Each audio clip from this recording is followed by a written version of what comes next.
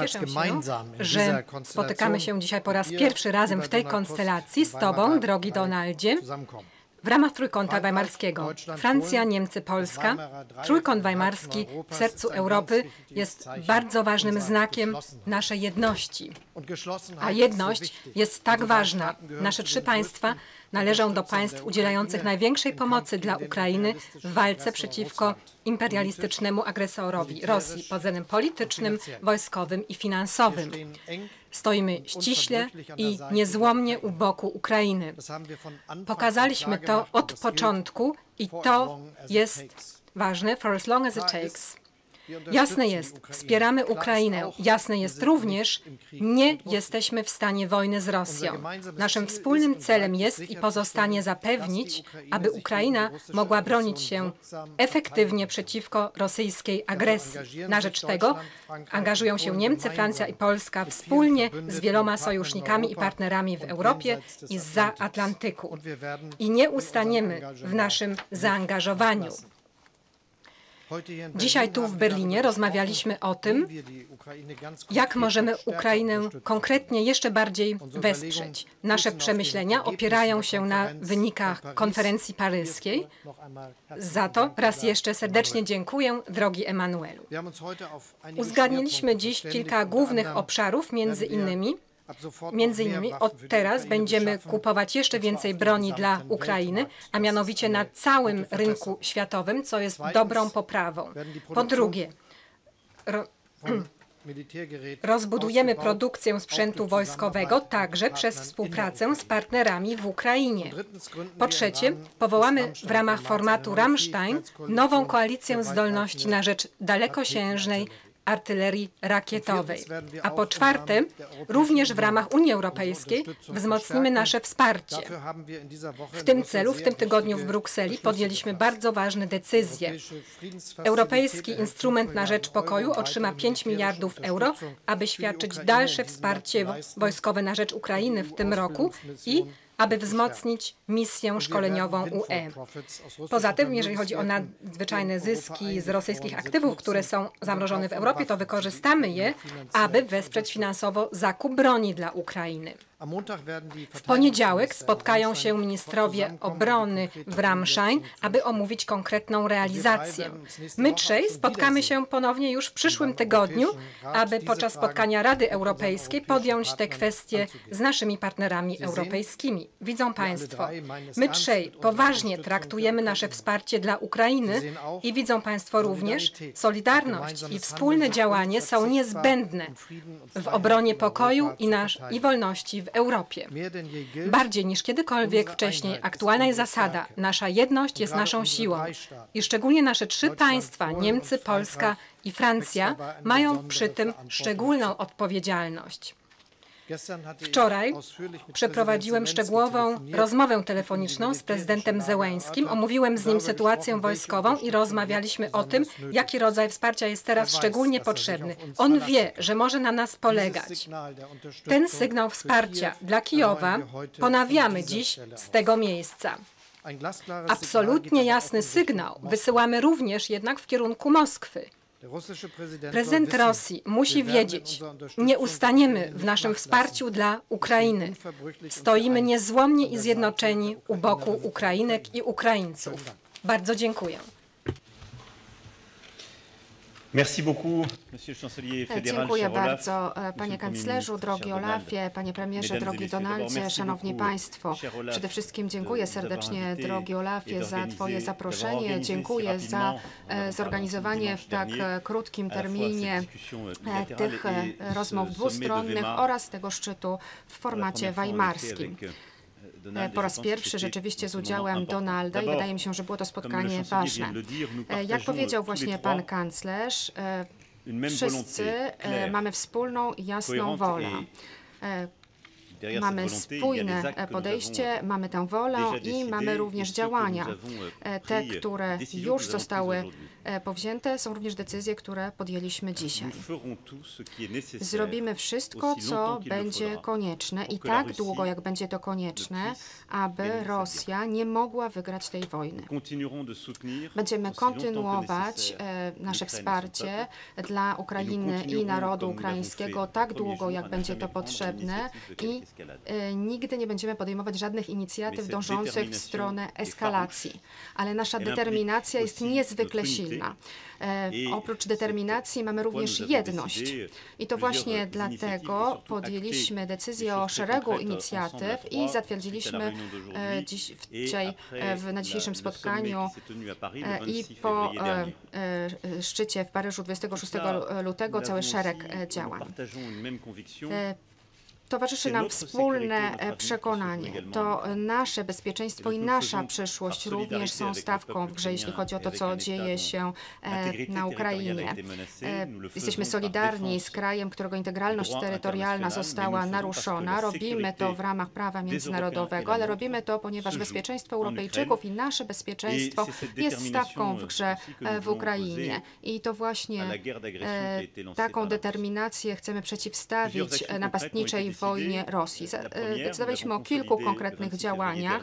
Po pierwsze, 26 lutego już postanowiliśmy o wspólnym zakupie amunicji w tych krajach, które posiadają zapasy, w tych dziedzinach, w których nasze zdolności są niewystarczające albo nie mamy już zapasów. To jest inicjatywa podjęta przez Czechy, dołączyliśmy do niej i również zwiększyliśmy różne inicjatywy, zwiększyliśmy również ich finansowanie. Jeśli chodzi o cyberbezpieczeństwo, rozminowanie, zabezpieczenie granic, tutaj również podjęto szereg inicjatyw. Dziękuję bardzo premierowi Polski, który już rozpoczął działania, jeśli chodzi o szereg z tychże właśnie punktów. To właśnie zatwierdziliśmy 26 lutego. Prowadziliśmy również rozmowę, która pokazała, że zgadzamy się co do konieczności większego wsparcia Mołdawii. To jest jeden z kierunków działania, który wyłonił się w czasie dyskusji z 26 lutego i który chcemy wzmocnić. Dziękuję również panu kanclerzowi, który tutaj podjął pewne zobowiązania, jeżeli chodzi o współprodukowanie sprzętu na terytorium Ukrainy. Tutaj również otworzyliśmy pewne perspektywy. Teraz przechodzimy do fazy praktycznej, a więc wspólna produkcja naszego przemysłu obronnego i przemysłu obronnego Ukrainy pozwoli na szybszą i bardziej pragmatyczną odpowiedź. Postanowiliśmy również o utworzeniu nowej koalicji, jeśli chodzi o zdolności rażenia dalekiego zasięgu. Jest ona otwarta dla wszystkich w miarę możliwości i ograniczeń.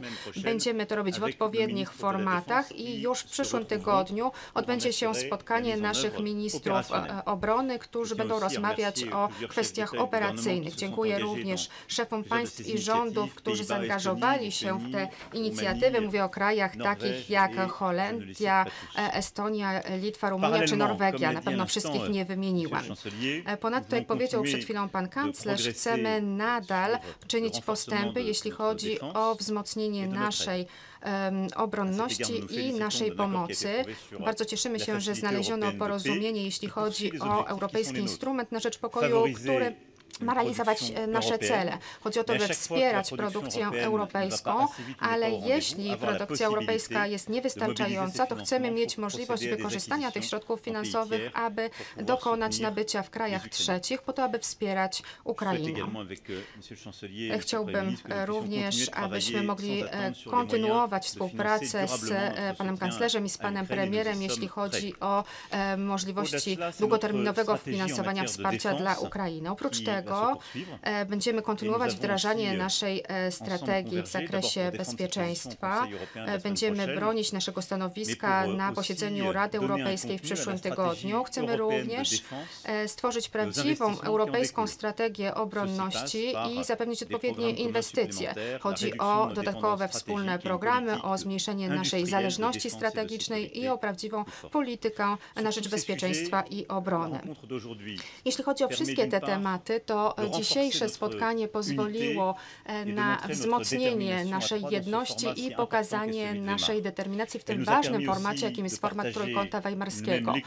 Byliśmy w stanie również podzielić się podobną interpretacją sytuacji w Ukrainie. Ten moment, który teraz się otwiera, jest momentem trudnym, natomiast chcemy tutaj stanąć na wysokości zadania. Dziś jesteśmy zdeterminowani i zjednoczeni, patrzymy trzeźwo na sytuację w Ukrainie, jesteśmy również zmobilizowani, aby nie pozwolić na to, aby Rosja wygrała i aby wspierać naród ukraiński. To jest coś, co jest atutem dla nas, dla naszych narodów i dla całej Europy. Raz jeszcze dziękuję bardzo panie kanclerzu za zaproszenie na dzisiejszy szczyt w formacie weimarskim. Dziękuję również panu premierowi, który zorganizuje w ciągu najbliższych miesięcy szczyt u siebie i to będzie również szansa do tego, żeby wzmocnić naszą współpracę. Dziękuję za uwagę. Dziękuję bardzo panie kanclerzu, drogi Olafie, Emanuel, prezydencie. Jesteśmy po bardzo dobrym spotkaniu. Czasami tak się zdarza w dyplomacji i w polityce, że dobre pomysły przychodzą szybko, nagle i jeśli ludzie mają dobrą wolę, to można przystąpić natychmiast do pracy. Tak było w przypadku zorganizowania tego szczytu dzisiaj tu w Berlinie. Dla mnie jest osobiście rzeczą bardzo ważną, żeby w tych trudnych czasach Trójkąt Weimarski znowu stał się formatem, który może nadawać takie dobre tempo dobrym sprawom w Europie. Nasze dzisiejsze spotkanie, ustalenia z tego spotkania, atmosfera tego spotkania pokazują bardzo wyraźnie, że niektóre złośliwe plotki o tym, że europejskie stolice różnią się między sobą w kilku sprawach, to były plotki bardzo przesadzone. Dzisiaj mówiliśmy jednym głosem, przede wszystkim o sprawach bezpieczeństwa naszego kontynentu, naszych państw, a to wszystko oczywiście w kontekście wojny. Mamy identyczne zdanie, jeśli chodzi o ocenę, kto ponosi pełną odpowiedzialność za eskalację napięcia, kto ponosi pełną odpowiedzialność za tragiczne zdarzenia w Ukrainie, kto jest agresorem i kto zasługuje na naszą bezwzględną pomoc. Chciałem bardzo podziękować panu prezydentowi, panu kanclerzowi za to, że bez żadnej zbędnej zwłoki, bez żadnych czasami typowych dla polityki targów czy wahań, że uznaliśmy, że pomoc dla Ukrainy musi być natychmiastowa i tak intensywna, jak to tylko możliwe. Chcemy wydać nasze pieniądze, chcemy pomóc na wszystkie możliwe sposoby, hic et nunc, tu i teraz, tak żeby sytuacja Ukrainy w najbliższych tygodniach i miesiącach poprawiła się, a nie pogorszyła. Rozmawialiśmy także o naszych relacjach transatlantyckich, między innymi podzieliłem się z moimi przyjaciółmi refleksjami po pobycie w Waszyngtonie i mamy tutaj też pełną zbieżność poglądów. Europa i my, jako Trójkąt Weimarski, czujemy się odpowiedzialni za jak najlepszą przyszłość relacji transatlantyckich i równocześnie mamy świadomość i wyciągamy z tego konsekwencje, że nikt i nic nie zdejmie z nas, Europejczyków, odpowiedzialności za nasze bezpieczeństwo, za naszą przyszłość. I dlatego jesteśmy też przekonani, że niezależnie od różnych scenariuszy politycznych, im silniejsza Europa, tym większa szansa dla Ukrainy i